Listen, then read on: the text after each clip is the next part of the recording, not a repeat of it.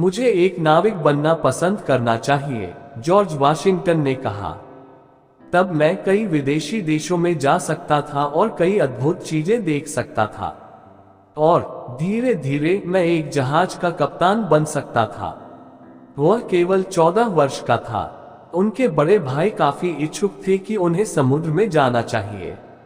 उन्होंने कहा कि जॉर्ज जैसा होनहार लड़का अधिक समय तक एक सामान्य नाविक नहीं रहेगा। वह जल्द ही एक कप्तान और फिर शायद एक महान प्रशंसक बन जाएगा। और इसलिए मामला आखिरकार सुलझा लिया गया। जॉर्ज के भाई एक व्यापारिक जहाज के मालिक को जानते थे जो इंग्लैंड जाने के लिए तैयार हो रहा था। वह लड़के को अपने साथ ले जाने और उसे एक अच्छा नाविक बनने के तरीके सिखाने के लिए तैयार हो गया। जॉर्ज की मां बहुत उदास थी। उनके चाचा ने उन्हें एक पत्र लिखा था, उसे समुद्र में मत जाने दो। यदि वह एक सामान्य नाविक के रूप में शुरू करता है तो वह कभी भी कुछ और नहीं होगा। लेकिन जॉर्ज ने जाने का मन बना लिया था। वह जिद्दी और दृढ़ निश्चयी था। जिसने भी उसे घर पर रहने के लिए राजी करने की कोशिश की, उसने किसी की बात नहीं मानी।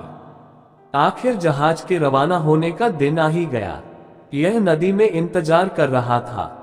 एक नाव उतरने पर थी, उसे चढ़ाने के लिए तैयार थी। वह छोटा संदूक जिसमें उसके कपड़े थे, नीचे बैंक में ले जाया गया था। जॉर्ज जाने के विचार से बहुत खुश था। अलविदा मां, उन्होंने कहा।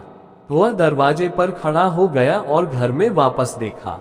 उसने उन लोगों के दयालु चेहरे देखे जिनसे वह प्यार करता था।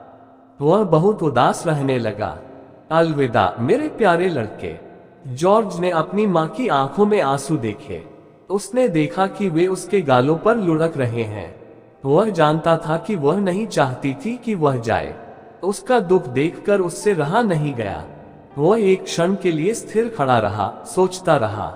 फिर वह जल्दी से मुड़ा और बोला, मां, मैंने अपना विचार बदल दिया है। मैं घर पर रहूंगा और जैसा आप चाहते हैं वैसा ही करूंगा। फिर उसने उस छोटे लड़के को, जो द्वार पर प्रतीक्षा कर रहा था, पुकारा और कहा, टॉम, भागकर किनारे पर आ जाओ और उनसे कहो कि नाव में संदूक न रखें।